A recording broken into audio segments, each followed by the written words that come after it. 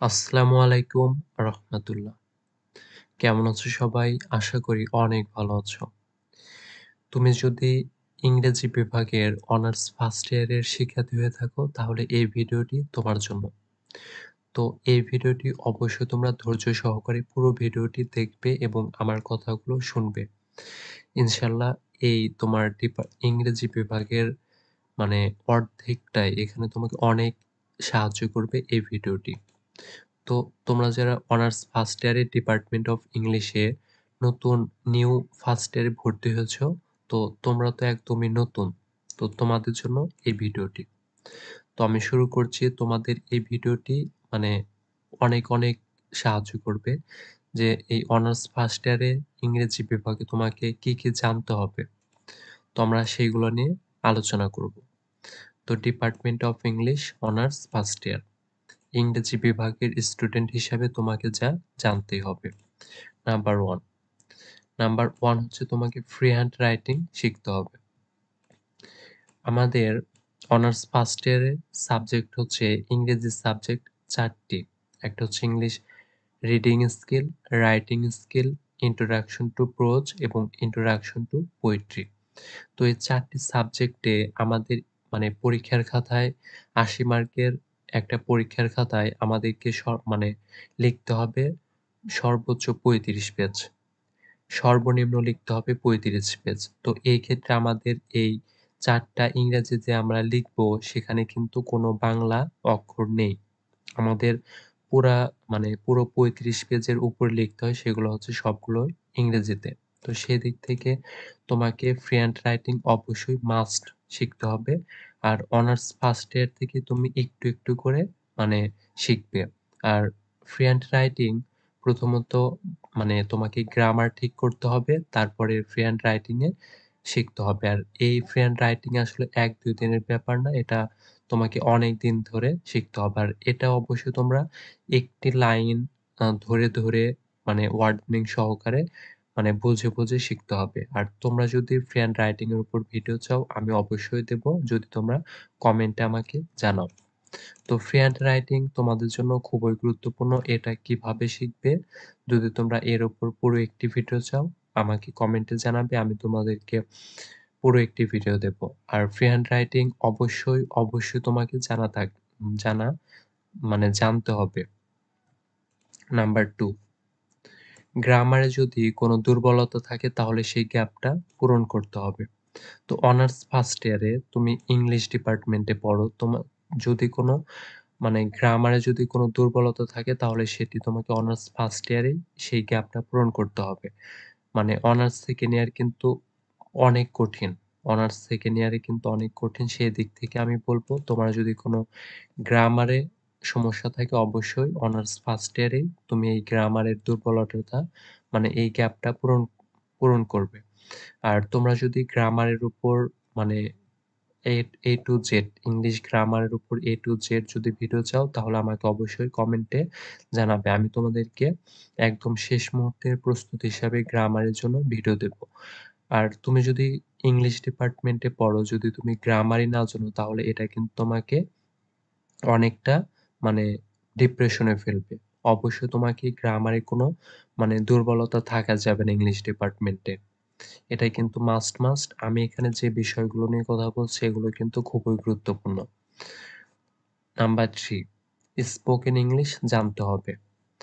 এটা অনেক গুরুত্বপূর্ণ। তুমি ইংলিশ ডিপার্টমেন্টে পড়ো আর ইংরেজিতে কথা বলতে পারো না, এটা অনেক বেমানান। তাই তুমি এখন থেকেই অল্প করে ইংরেজিতে কথা বলা শুরু করো। ইনশাআল্লাহ কিছুদিন পরেই তোমার মানে এক্সপ্রেশনটা একটু করে মানে বাড়বে। তো সেদিক থেকে তুমি যখন চাকরি লেভেলে যাবে তখন কিন্তু তোমাকে মানে ভাইবা বোর্ডে মানে ইংরেজিতেই কথা বলতে হবে। এবং এই স্পোকেন ইংলিশটা তুমি ইংলিশ ডিপার্টমেন্টের একজন স্টুডেন্ট হয়ে থাকলে স্পোকেন ইংলিশটা তোমাকে অনেক সাহায্য করবে। তো আজ থেকে তুমি অল্প করে ইংরেজিতে কথা বলাটা শুরু করো। নাম্বার আচ্ছা, এটা হচ্ছে নাম্বার 3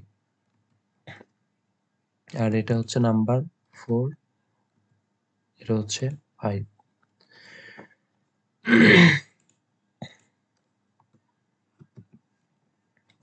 নাম্বার 4 তোমাকে প্রতিনিয়ত প্রচুর ভোকাবুলারি মুখস্থ করতে হবে। তোমাকে প্রতিনিয়ত মানে তুমি যদি আমরা যারা ইংলিশ ডিপার্টমেন্টে পড়ি, তুমি মানে তুমি যখন পড়তে যাবে, তুমি যখন একটি মানে কবিতা পড়তে যাবে অথবা গদ্য পড়তে যাবে, তুমি ভোকাবুলারি জানো না। তাহলে কিন্তু তোমাকে অনেক ডিপ্রেশনে তুমি কিছুই পারবে না সেটি। তুমি যখন ফ্রি হ্যান্ড রাইটিং লিখতে যাবে, সেখানে তোমাকে অবশ্যই ভোকাবুলারি লাগবে। তুমি যখন গ্রামার পড়তে যাবে, সেখানেও ভোকাবুলারি লাগবে। তুমি যখন স্পোকেন ইংলিশ করতে যাবে, সেখানেও তোমাকে ভোকাবুলারি লাগবে। এবং তুমি যখন একাডেমিক পড়া পড়বে, সেখানেও তোমাকে ভোকাবুলারি জানতে হবে। এই কারণে এই ভোকাবুলারি জানাটাও ইংলিশ ডিপার্টমেন্টের স্টুডেন্টদের জন্য খুবই গুরুত্বপূর্ণ। নাম্বার 5 একাডেমিক পড়াশোনার পাশাপাশি অল্প, অল্প করে চাকরির প্রস্তুতি নিতে হবে। তুমি যদি ভাবো যে অনার্স শেষ করে চাকরির প্রস্তুতি নিবে, এই ধারণাটি একদমই ভুল। অবশ্যই তুমি অনার্সে থাকাকালীন এখন থেকেই অল্প, অল্প করে এই প্রস্তুতিটা তুমি নিতে পারো। আর এই ৫ টি হচ্ছে আমাদের মানে সবসময় কাজে লাগবে। আর এটা হচ্ছে সাবজেক্ট রিলেটেড। সাবজেক্ট রিলেটেড হচ্ছে যেমন আমাদের সাবজেক্ট রয়েছে হচ্ছে introduction two poetry, introduction to pros, English reading skill এবং রাইটিং স্কিল। তো সাবজেক্ট ১ম এ আমরা পড়বো হচ্ছে ইন্ট্রোডাকশন টু পোয়েট্রি মানে যেটি কবিতা সম্বন্ধে। আমাদের ইন্ট্রোডাকশন টু পোয়েট্রিতে ২০ টি কবিতা রয়েছে। সেই আমাদের এই ফার্স্ট ইয়ারে ভালো রেজাল্ট করার জন্য অবশ্যই কবিতার জন্য তোমাকে বাংলা অনুবাদ সহ সামারি গুলো পড়তে হবে।